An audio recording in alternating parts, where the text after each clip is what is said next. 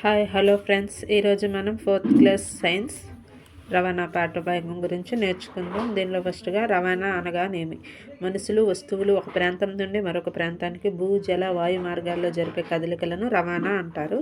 సాధారణంగా మనం cycle, bus, car, train మొదలైన వాటి నుండి ఒక ప్రదేశం నుండి మరొక ప్రదేశానికి ప్రయాణించడానికి వీటిని మనం ఉపయోగిస్తాం.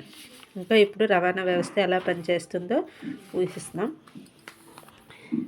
ఒక రవాణా వ్యవస్థ అనేది అక్కడ భౌగోళిక పరిస్థితులపై ఆధారపడి ఉంటుంది.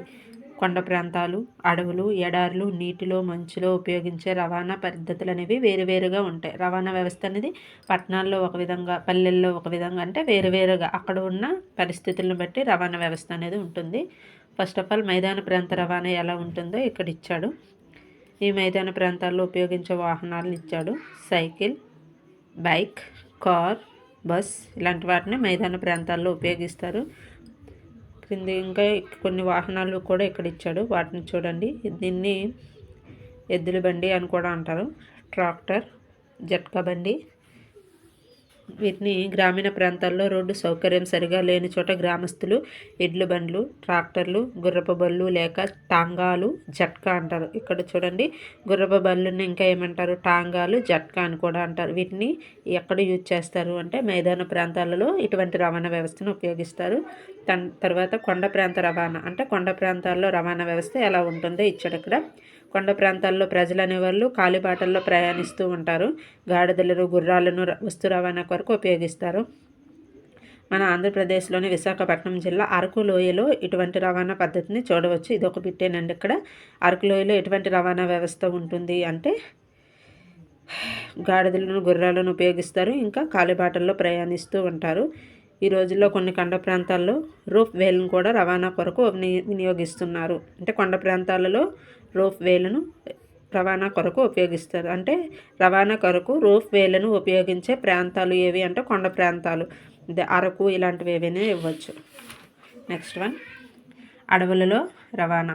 అడవుల్లో కూడా శాశ్వత రోడ్డు మార్గాలు ఉండవండి. ఎందుకంటే అక్కడ రోడ్లు అన్నీ ఏవి కూడా సరిగ్గా ఉండవు కాబట్టి అక్కడ కూడా రవాణా వ్యవస్థ అనేది వేరుగా ఉంటుంది. నల్లమల వంటి అడవుల్లో నివసించే గిరిజనులు కాలిబాటలను ఉపయోగించి ఒక ప్రాంతం నుండి మరొక ప్రాంతానికి ప్రయాణిస్తారు. చాలా దూరం నడిచిన తర్వాత వారు రోడ్డు మార్గాన్ని చేరి అక్కడ నుండి బస్సులో ప్రయాణిస్తారు. అడవుల్లో వృద్ధులను, రోగులను మోయడానికి డోలీలు ఉపయోగిస్తారండి. డోలులు అంటే ఇలా చూడండి,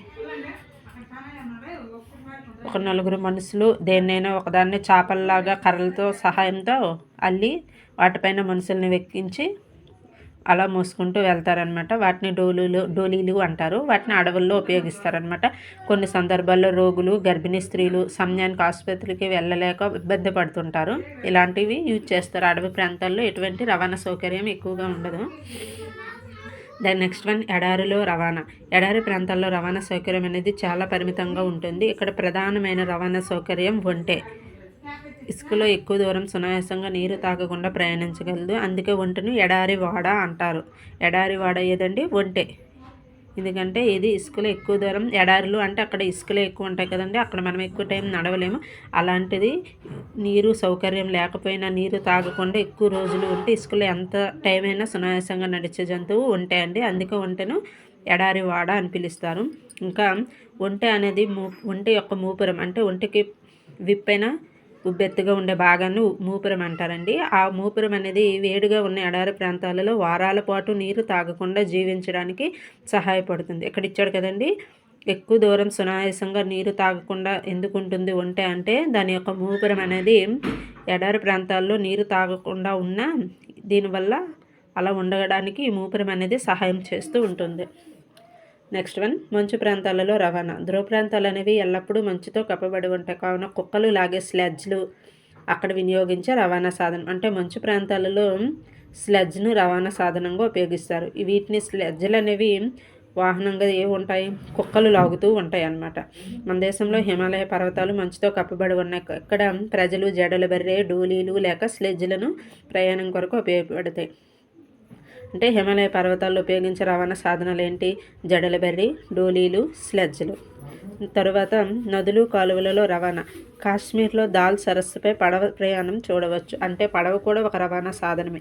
మన రాష్ట్రంలో గోదావరి, కృష్ణ వంటి నదులపై ఇటువంటి రవాణాను చూడవచ్చు. ఈ నదుల మధ్య అనేక లంక గ్రామాలనే ఐలాండ్ అని కూడా అంటారండి. ప్రజలు అక్కడకు దగ్గరగా ఉన్న పట్టణానికి కానీ గ్రామానికి కానీ పుట్టీలు పడవల ద్వారా ప్రయాణిస్తూ ఉంటారు.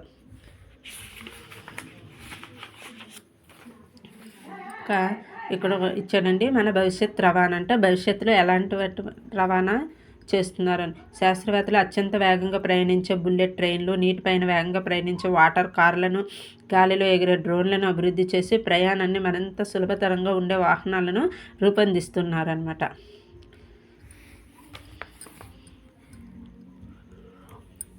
ఓకేనండి, ఇక్కడ మన ఆంధ్రప్రదేశ్ మ్యాప్ ఇచ్చాడు. ఇక్కడ ఆంధ్రప్రదేశ్లో ఎన్ని విమానాశ్రయాలు ఉన్నాయి ఇచ్చాడు. ఎన్నండి మొత్తము 6 విమానాశ్రయాలు ఉన్నాయి. 1 విశాఖపట్నం, 2 రాజమండ్రి, 3 గన్నవరం, 4 వైఎస్ఆర్ కడప, 5 రేణిగుంట, 6 పుట్టపర్తి. అలాగే ఆంధ్రప్రదేశ్లో ఉన్నటువంటి నౌకాశ్రయాలు ఎన్ని? 3 అండి. విశాఖపట్నం, కాకినాడ, కృష్ణపట్నం.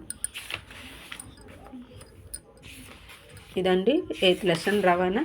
నెక్స్ట్ లెసన్ సమాచార ప్రసారం.